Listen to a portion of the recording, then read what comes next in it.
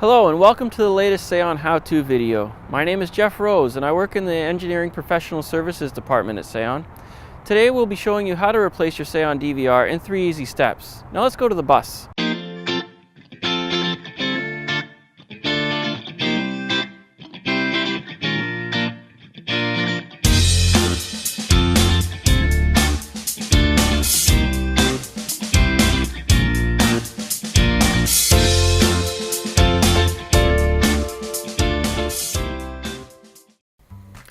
So here we are on the bus. First thing you'll have to do is locate the DVR. In this case, the DVR is right in front of us. This is a TLHD DVR. Now to remove this DVR, there's just a few tools that we need. You'll need the keys to access the DVR and unlock the hard drive. You'll need a portable monitor, a USB flash drive, and a USB mouse. Now to start, what we'll do is we'll just unlock that front cover and place that aside. So now the first step we want to do is download the config file from the DVR. Now if this DVR was still powering up, we're able to retrieve the configuration file off of it. However, if it's not powering up, we may want to find another bus with the same camera layout and the same DVR to download the configuration file from. Now to get the configuration file, all we need to do is attach the USB mouse, the USB thumb drive, and the portable monitor.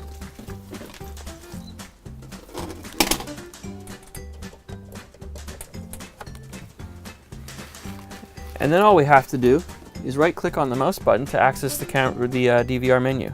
So we'll want to verify the firmware version of the DVR before we start getting the config file. Then right-click on the screen to access the menu, select Configuration, select System,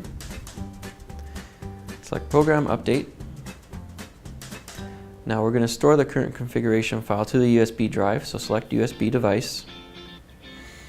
And then we want to change that file name to something that we'll associate it with. In this case, we're just going to call it Test.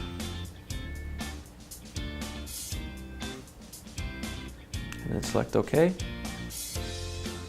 And then just select Store and Yes to save that configuration file to the USB device. And OK, and now we can exit the menu. The configuration file is saved. Now what you'll see here are there's 2 screws securing the DVR to the mounting plate. There's also 2 screws at the rear securing the cable cover. Now you may undo these screws in a different sequence, take this apart in a different order, but in this case what I'm going to do is start with the rear cable cover while it's secured and then remove the front screws. And the rear cable cover should just slide up and out. There we go. Now the cables are exposed. We can remove the 2 screws from the front that secure the DVR to the mounting plate. Alright. So now the DVR is free. It's just held in by a small bracket at the back, so be careful not to allow it to drop.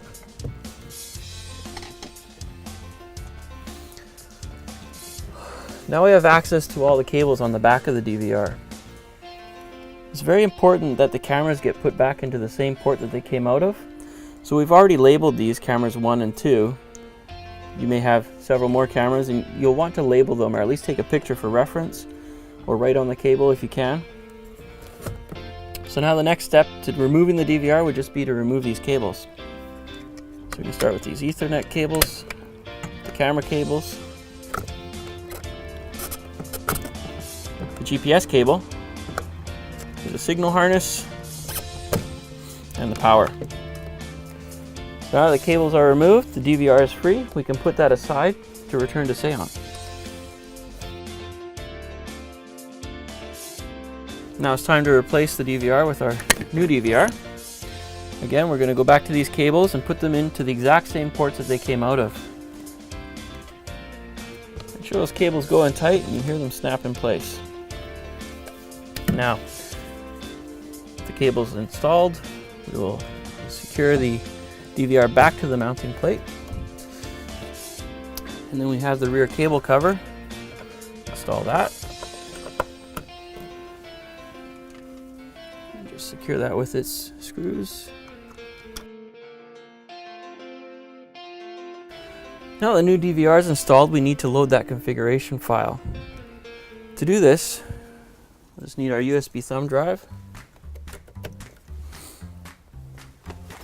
the USB mouse, and our portable monitor.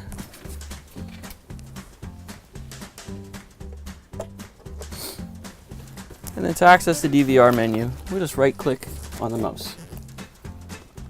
So now we'll verify the current firmware version is the same as the firmware version that we got the config file from. And then right click on the screen to access the menu, select configuration, select system, and select program update.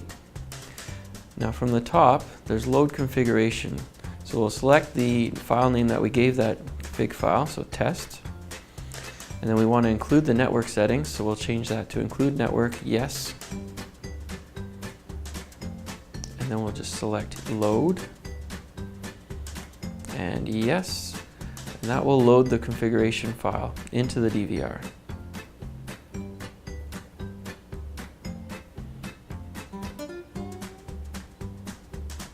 Okay, and then we will exit the menu. Now before we finish, we want to make sure that the main title and network settings are correct on that. So we'll go into title display, select main title, and we'll want to update this with the bus number of the bus that you're currently working on. In this case, we'll just leave it as test for now and say OK. And then exit that screen. Then we'll go to network. And from here, you'll want to update the IP address with the IP address assigned to the current bus that you're working on.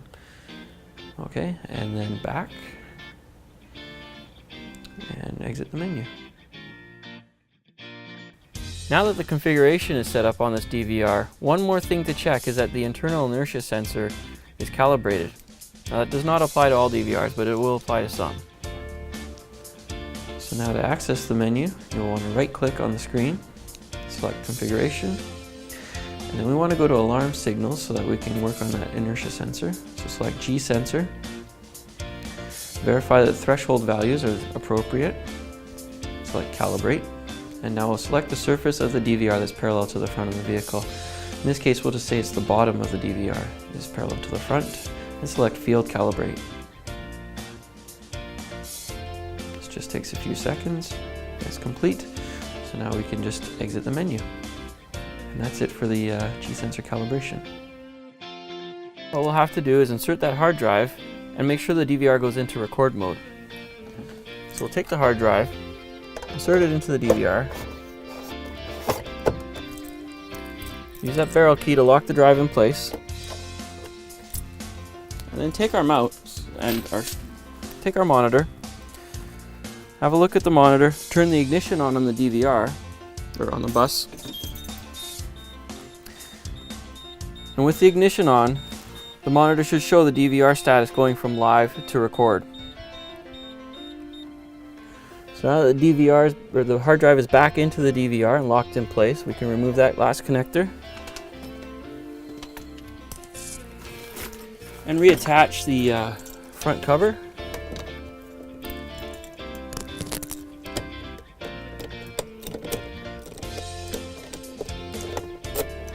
There we are, we're done.